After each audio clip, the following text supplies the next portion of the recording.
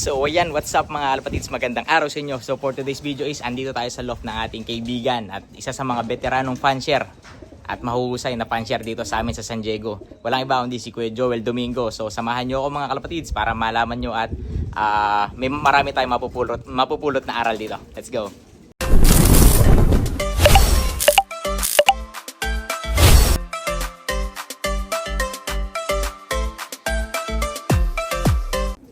So ayan mga kalapatids, pakilala ko sa inyo si Kuya Joel Domingo ng Winmaker Law.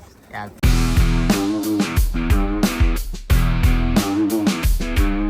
Hello mga kalapatid, shoutout sa buong mundo na mga kababayan natin sa Pilipinas at paki-subscribe ang SD Magnum please. Yun, thank you. Napakabait na bata na ito. Thank you. Napaka-dedicated.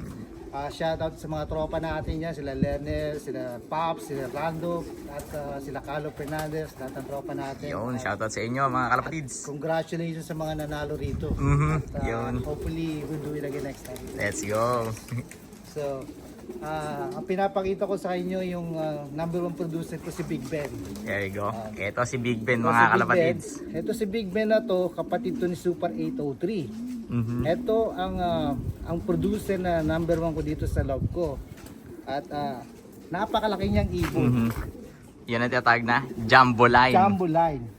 So pag narinig nyo ang Jumbo Line, puro galing ho dito yung bloodline na yun. Kapatid ni Super 823 itong iba na to. Ngayon, itong sinasabi ko kay Bro SD Magnum tungkol sa LDHA at tungkol sa DRD4. Ngayon, itong mga kalapati ko, pinatest ko, hindi ko alam na meron pala sila. Yun. So, maybe, siguro, nandun yung key of success, I don't know. Pero itong line na to, kaya ako sila pinatest, kasi sila mga champion ko. Kaya na-find out ko lang meron sila. Proven breeder Yes. ng anak, apo at Yes. kaapu-apuhan. Yes. Pumahakot. Yung nasasabi ni Lerner na 463 line, anak mismo nito. There you go. Big Ben. And Umabot na yata sa kanya ng 200,000 plus winning sa kanya sa mga nakuha niyang panalo.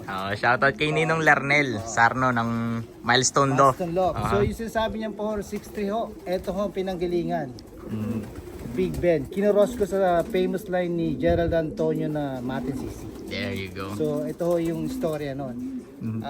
Kaya sabi ko nga, wala naman ho yata magkakagusto ng malalaking ibon, pero what can I do? Sila nagpupudo sa akin. Oo, totoo. Yeah.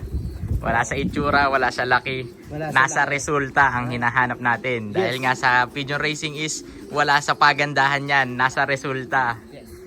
Sabi nga nila, let the result speak for itself. Let's go. Tama. Hindi lang puro 100%. papogi. Oo. Hindi lang puro pogi. Kailangan dito resulta. Resulta. So ayan mga kalapatids, hawak namin ngayon yung magtatay na si Big Ben at si Big 2. So hawak ko ngayon si Big Ben, yung main producer ni Kuya Joel Domingo. So ngayon naman, so medyo matanda na si Big Ben, pa-retired na. Ang nagpo-produce naman ngayon ng winner sa kanya is si Big 2, which is mismong winner din. Kaya sa nanalo si Big 2. Ito naman si Big 2, lumipad doon ng California Classic to. Money winner to, I believe less than 100 ang nag-debut sa California Classic. Very hard race. Hard race. Nag-clock ko to si Big 2 at nanalo rin. No? Siya ang naging number one producer ko. Okay. Kaya ako siya nasabi number one producer. Pinalis ko siya sa Cannibal Ho. First place sa San Francisco, Oceanbird. Right? Pinalis ko sa Ron Modem, equal first sa California Classic. First drop din. Tapos yung nanalo ko sa Florida recently, anak din ho ni Big 2. Isa lang ho yung pinadala kong ibon. Galing. So yun nga mga kalapatid, so kita nyo naman, generation by generation yung bloodline na ibon na to. Puro winning mga kalapatids. Taon-taon, yan nga, hindi nawawala sa resulta.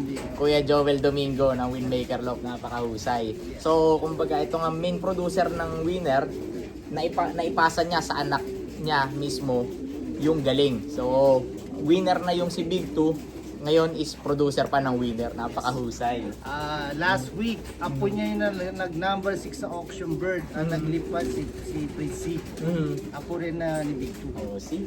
Talagang nasa dugo na yung panalo mga kalapatids. Talagang kung mga ganitong bloodline yung ibibreed mo, swerte na lang ang aantayin mo dito mga kalapatids. Tapos yung nag-number 1 ni Miko Bayona, may duguunan Nitong si na Big jumbo Ben. line. Yes. So, grabe mga kalapatids. Yung first place champion bird ng San Diego Money Race namin ngayon is may mga dugo pa rin ni Big Ben. So, talagang nando na yung winning family talaga. Yung winning genetics ng ibon. Ayan, napakahusay. So, tanong natin, Kuya Joel, baka sa mga subscriber natin, sa mga followers, na mga taga dito lang muna sa US, mga kalapatids, kasi mahirap ang shipping sa pauwi ng Pilipinas.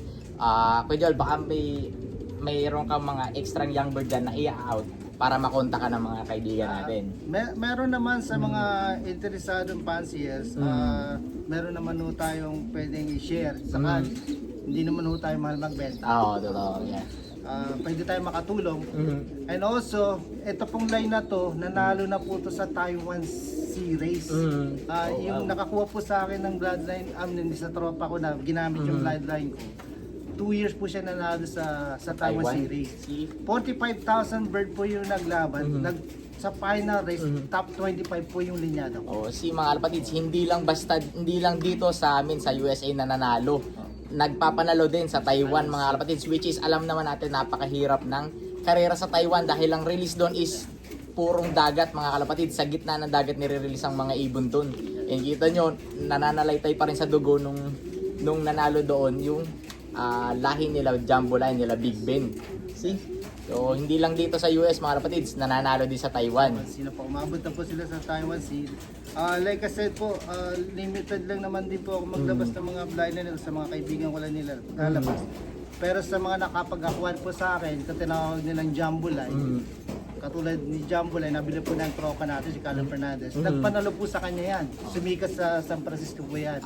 Ngayon, naakuha naman nila Miko yung Jumbo Line ngayon. Yung po yun, yung ginamit niya, yung nanalo po sa ditong race of leagues. See? So, continuous po. Yeah. So, tuloy-tuloy mga kalapatids yung panalo. Kumbaga, every year, hindi nawawala sa resulta. Ayan. Hindi po ako nananalo, yung mga gumagamit po ng line ko. Nakakaswerte. Kumbaga, tiwala lang talaga sa mga ibon mga kalapatids. At sabi nga namin dito, kanina pa may nag-uusap ni Kuya Joel is, kumbaga advantage mo na yung paghawak mo is winning family. Yan. So yun nga mga kalapatids. So sabi nga ni Kuya Joel, meron siyang mga young birds pero limited lang yung mga pang-out niya ngayon. So if ever may mga gustong mag-acquire ng mga jumbo lines, mga ito Big Ben, Big 2 lines, PM nyo lang ako at kakausapin natin si Kuya Joel. Pwede po tayo makatulong sa yun naman ang hangad din ni Kuya Joel, pag-share ng bloodlines at makatulong na makapanalo din yung mga kaibigan natin dyan. So, yun, basta PM nyo lang ako mga kalapatids and then kakausapin natin si Kuya Joel. Yan. At supportahan nyo po, napakabait na bata to. Win or lose, lagi po nakangiti. That's why we need more like him para lumawak itong sports po natin. Thank you Kuya. Kasi ganun lang din ang kailangan natin sa pag-iibon. Kailangan ine-enjoy lang natin. Win or lose, dapat masaya ka lang. Enjoy lang palagi. Tapos tuloy-tuloy mo lang yung laro. Breed ka. Pag natalo ka man ngayon, manalo ka. Breed ka ulit, laban ulit sa susunod. Ganun lang, tuloy-tuloy lang. Basta ine-enjoy mo lang yung laro. Masaya na tayo doon. At tingnan niyo po siya, lagi malapit po siya sa katotohanan kasi yun po yung prinsipyo niya. Win or lose, happy lang talaga. Thank you Kuya. Ayun, baka may shoutout ka ulit Kuya. Shoutout sa asawa ko, sa anak ko, sa lahat ng tropa dyan. At let's go fly again next year and let's have fun. Yun, so yun nga, ini-invite ulit namin yung mga tropang kalapatids dito sa USA na come and join us again sa next year race namin dito sa San Diego Money Race. Mas palakihin pa natin yung race dito sa San Diego dahil dito sa amin is transparent yung race, napakaganda, mahuhusay ang handler, wala ka nang hahanapin dito mga kalapatids. Pero yun nga, sinasabi ko sa inyo, kung gusto niyo matest ang ibon nyo, padala nyo dito sa San Diego dahil nga dito hindi basta-basta yung race. Pero ang kagandahan nun, pag nanalo ang ibon mo dito, pwede mong ilaro kahit saan na. Kahit saan. Oo. Breedable na yan. Mhm. Gusto nyo manalo dito sa San Diego Classic, California Classic, o Royal Cup. O kahit saan. Pag ang ibon nyo nagpruba dito, Ah, they can win everywhere. oo, totoo. Kasi nga hindi basta-basta yung race namin dito mga lapatids. Napakahirap. Napakahirap. Kaya pag nanalo ibon mo dito, ayos na. Pwede mo na ilaro kahit saan. Gawin mo ng breeder. Gawin mo ng breeder, breedable po sila. Yeah. Yun lang po ang advice natin. So yun lang naman mga kalapatids. Shoutout nga pala kay paring Adrian Manalansan. Get well soon pare. Ingat dyan palagi. And congrats sa lahat ng achievement mo. Yung kumpare ko sa naglalaro sa PHA. Adrian Manalansan. So shoutout din sa mga tropang San Diego. Shoutout natin sila Kuya Mentor kay Kuya Jun Saulog. Ingat dyan palagi guys. Jan si Jun, kamusta na? Jan Michael. Si bro Jan Michael, shoutout sa iyo pare. And sa lahat ng mga tropa dito sa San Diego. Ayan, shoutout kay parang Paul De La Cruz, kay paring Kenneth Garcia ng Alaya Lopez D. So yun lang naman mga kalapatids. At lagi lang natin tatandaan, mas maganda maraming kaibigan kaysa maraming kaaway. Alright? Magdog Love TV. Peace out.